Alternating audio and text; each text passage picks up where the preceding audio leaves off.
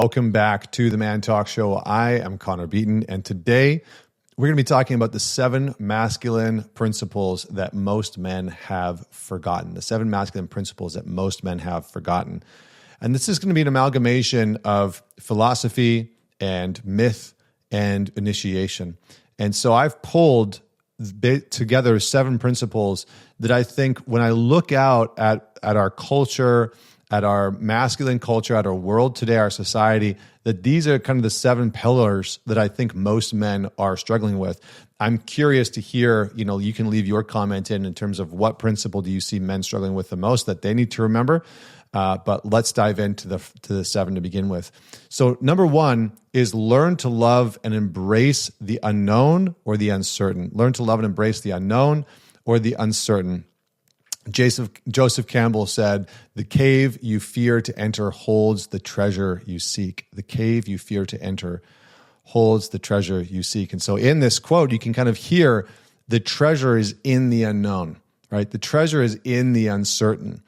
And we have to be willing, and there's a lot more within that one quote because it's about also the shadow and where the gold is buried and all that kind of stuff. But really it's about facing the unknown. And the very first step of initiation is the calling. It's what's called the calling. And the calling is all about you as a young man or a boy or a man venturing into the unknown. And, in our modern life, men have been so conditioned to seek certainty, so conditioned to seek comfort through certainty, and so conditioned to be in your rational mind constantly and chronically thinking about what the outcome is going to be, whether it's about fatherhood, whether it's about your job, whether it's about your finances. We can get stuck in this place of never meeting who we become in the unknown. And then you build up zero tolerance for it. And so you actually, and I see this with so many men, part of their life, part of the reason why they're struggling in their life and they feel crippled in their life is because they actually cannot tolerate any unknown, any uncertainty. And so they sit there mentally masturbating constantly. And maybe you do this. Maybe you just sit there mentally masturbating all the time. Like, how's that conversation going to go? And what's the outcome going to be? And is it going to happen the exact way that I want? And like, what if it fails? And, all of that kind of stuff will just rip through your head over and over and over again. But true initiation into manhood is not found in the known. So if you want to walk towards or grow down into yourself as a man, or walk towards the version of yourself that you know you're capable of becoming, more self-led, more self-respect, a deeper quality of self-worth, that's not going to be found in the known. You cannot find real mature masculinity in the known, safe, and rehearsed. It doesn't exist there. That is the realm of the boy. That is the realm of the man who is afraid. So we have to be willing to venture into the unknown. And you can see this again in initiation where boys were taken out into the wilderness. They were taken to an experience of completely the unknown. And in some initiations, the unknown is literally facing death, right? Because death is the ultimate symbol, the ultimate metaphor for the unknown. And so for some initiation cultures or cultures that have initiation rites, those men would put themselves on the brink of facing death. And they would go through, tying a rope around their feet and measuring it out so that it was just long enough and jumping off a high platform head first onto the ground and facing the unknown, facing death. So try and find something every single day that you can embrace in terms of the unknown and uncertainty. Have a conversation with a random stranger. Go to a different coffee shop. Go to a new restaurant. Start to face unknown and uncertainty. Have the hard conversation, maybe in a way where you don't, sit there for days thinking about absolutely everything that you're going to say. Instead, just say the thing. Just have the hard conversation. Move yourself into the uncertain. So principle number two is embrace discomfort. And Marcus Aurelius said, if you are distressed by anything external, the pain is not due to the thing itself, but to your estimate of it, right? To your estimate of it. And so this embracing discomfort is mostly about you understanding how you respond internally to things that you don't like. And here's what I really want you to get. I wish maybe I'll make a t-shirt from this, but really, discomfort is not the enemy, okay? Discomfort is not the enemy. It is the raw material of growth. Discomfort is the raw material of growth. So if you want to grow in any way, financially, physically, psychologically, emotionally, sexually, spiritually, you have to get uncomfortable. It is a prerequisite for any type of change or transformation. And the challenge that so many men face is that they are afraid of getting uncomfortable. They're afraid of being embarrassed. They are afraid of moving into a space of, I don't know how that's going to go, and it's going to be uncomfortable to have that conversation, and I might feel ashamed, or what if I fail? And it's like, yeah, that's the point, right? Or I don't know how to meditate, or I don't know how to do breath work, and so I'm going to just avoid it because I don't want to be uncomfortable. It's like, well, that's the point. You have to start somewhere. And because we live in this kind of dopamine addicted culture that is absolutely obsessed with convenience and obsessed with comfort, you get almost lured into this kind of indoctrination. I almost hate to use that word because, it's used all the time in different circles, but truly, modernity, in my perspective, is luring people into a kind of indoctrination that the best place for you to be is in your comfort zone. And I see this all the time with people who have no tolerance for being uncomfortable. And this is where it's like, I need you to behave a certain way or act a certain way or talk a certain way in order for me to feel okay internally. It's like, no, that is not the case.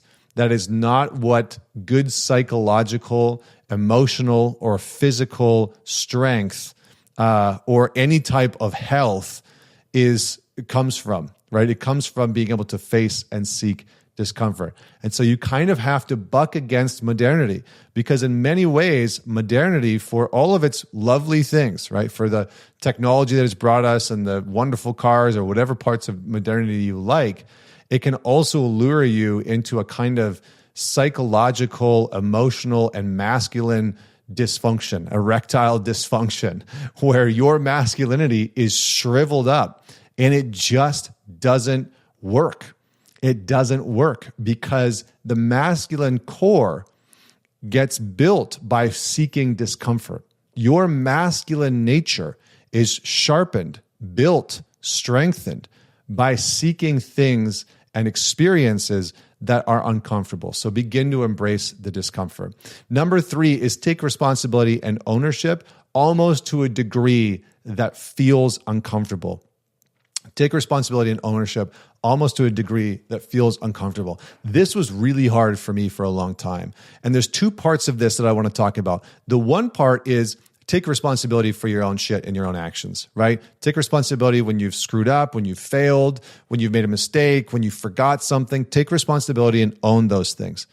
But the other part of this that I do not see a lot of people talking about that is so damn important is take responsibility for things that you give a shit about. This is where you will start to find meaning and purpose.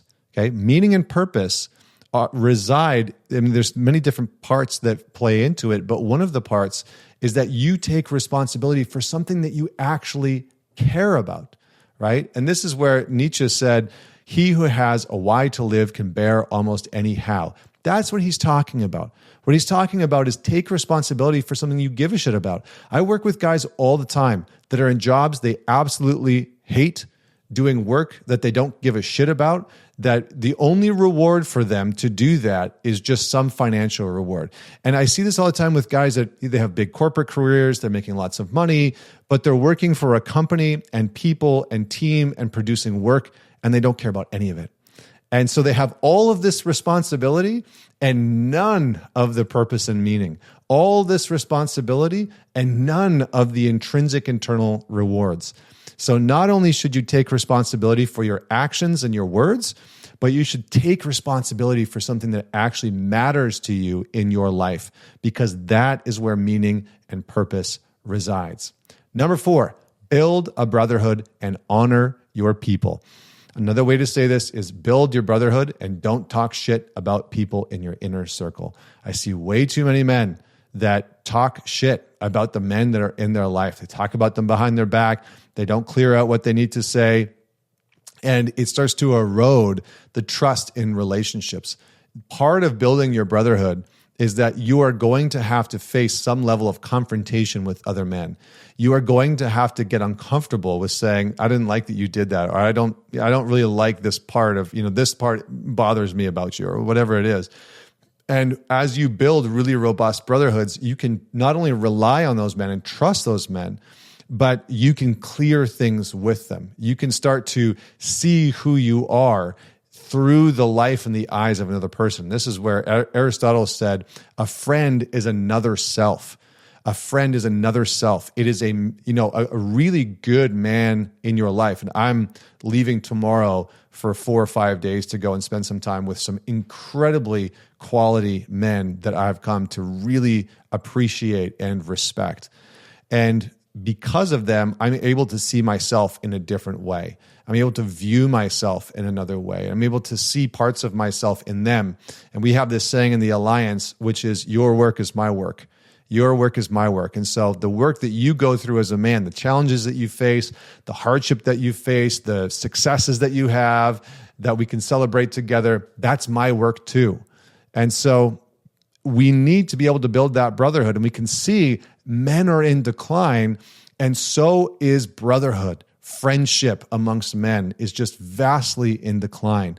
And it is really, really unhealthy for so many people. And if you do not know where to begin, join the ManTalks Alliance. Or even if you have good men in your life, join the ManTalks Alliance. You can go to mantalks.com and check out the Alliance. But we've got a brotherhood of 800 plus men that are all working to become more self-led, to respect themselves more, to build up these traits and these principles that we are talking about. So go check that out. Number 5 is have dominion over your impulses. Have dominion over your impulse. And again, Aristotle said freedom is the power to control ourselves. Freedom is the power to control ourselves. This has to be one of the hardest things. This principle here has been brutal for me and has taken me years and years and years and years to get. Because when I was young, I was not taught impulse control at all. I was the kid that was like given the double chocolate chip Costco muffin for breakfast. My parents would let me make whatever the hell I want. So I'd make myself Rice Krispies and put like 3 tablespoons of white sugar on it and just ate junk food. I'd eat chocolate chips straight out of the bag, and I had no impulse control, and nobody helped me to refine it. Nobody helped me to build any type of impulse control. And so what do you think that led to? It led to a whole bunch of addictive behaviors: porn, booze, womanizing, lying. I mean, you name it. I mean, I went through the gamut. So modern freedom, in the way that most people talk about it, is often confused with indulgence. A lot of people will promote an ideal of freedom that actually has almost zero impulse control. It's like you should be able to be free to do whatever you want, say whatever you want, experience whatever you want, and feel however you want, and all that kind of stuff. Yes, we absolutely should have the right to do things, and ultimate freedom comes with some type of constraints, right? The more that we can put in impulse control, the more free that we feel. Like, for example, I'm going through this 2-month thing right now where I have started to restrict diet and calorie count, and these are things that I would have never done in the past because I had zero impulse control. I would eat healthy during the day, and then at night, it would roll around and it's like, screw it. And I would just eat popcorn or ice cream or bag of chips or whatever it was. So we have to begin to build our impulse control and do it systematically, because dominion means mastering your desires, having some dominion over yourself, having leadership within yourself. It's not about denying your desires, but placing them in service of something higher. It is about being able to have some dominion over these impulses that tell you, just open up the web browser and go, pull one off, right? Or just pour an extra glass of whiskey, or just have the cigarette, or smoke just a little bit more weed. And so from porn to junk food to endless scrolling, so many guys are drowning in unregulated impulse, right? And you might be one of these men. And so if you're listening to this and you're like, yes, check, this might be the principle that you start with. You're like, I am going to rein in some of my impulse control. And again, this is not about denying your desires. It is not about turning into some OCD neurotic dude that like your entire day is completely mapped out and scheduled out. And if you miss anything or you eat more calories than you were supposed to, that you just completely break apart. That's not healthy either. But it is about getting some deep level of impulse control within your life, within your ability to relate to yourself. Number 6, 2 more. Become emotionally sovereign. Become emotionally sovereign. So this is something that I wrote about in my book, Men's Work. There's links to that in the description. But I talked about building emotional sovereignty. And so emotional sovereignty for me is your ability to connect to your own emotions, maintain them, process them, take responsibility for them without being constantly disrupted and charged because of other people, because of external circumstances. So this is about taking responsibility for your own emotions, not suppressing them. This is what most men do. The majority of men think that they've become emotionally sovereign because they've numbed themselves out for 2 decades, or they have just suppressed and repressed all of their emotions. But then they wonder why they blow up at their girlfriend or their wife, over some stupid little thing. So no man is free who is not the master of himself, said Epictetus. No man is free who is not the master of himself. So emotional sovereignty is really about getting to understand how you feel about certain things in life, being able to connect to when you are experiencing certain sensations or emotions, the emotional charge that happens in your body, because your emotions are just energy in motion. So the more that you can get connected to that intensity inside of you, the intensity of grief or anger or joy or excitement or anxiety or frustration, whatever it is, and the more that you can learn to discharge that energy, that emotion, in a way that you respect, right? So you can discharge or downregulate or diminish or decrease that emotion in a way where you aren't using some coping mechanism. Like every time you feel sad, you go and jerk off and watch porn. Or every time you feel lonely, you just smoke a joint and, numb out. Or every time you're frustrated with your girlfriend and your wife, like you pour yourself an extra beer or whiskey. Those are using external mechanisms, and you are not sovereign. You need and have become dependent on something outside of yourself.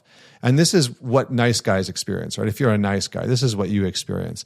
You need somebody else to tell you that you are good. You need somebody else to validate you in order for you to have any internal experience of self-respect or self-appreciation. And then you become dependent on that hit. So in-source that level of emotional mastery.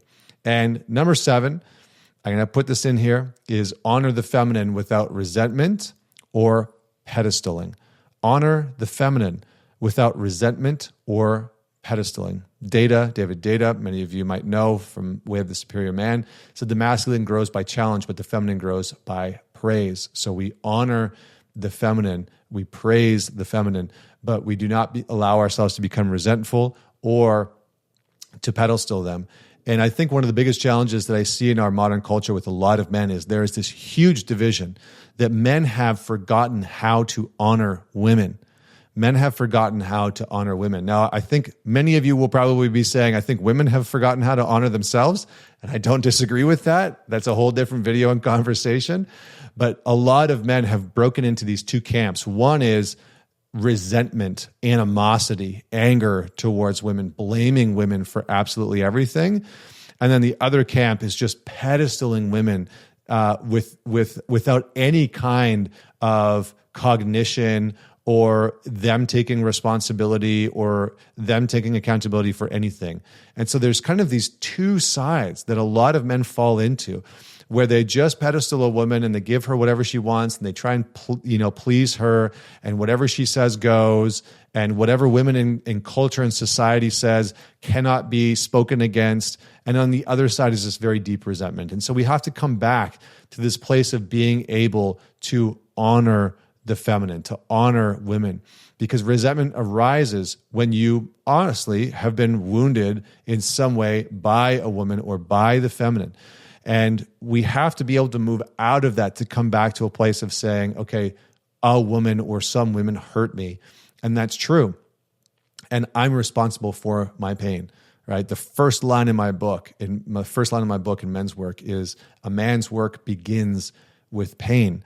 So if you have been hurt by a woman, or you have been taught to be less than a woman for whatever reason, he's chronically trying to please her. She's never happy. She's always let down.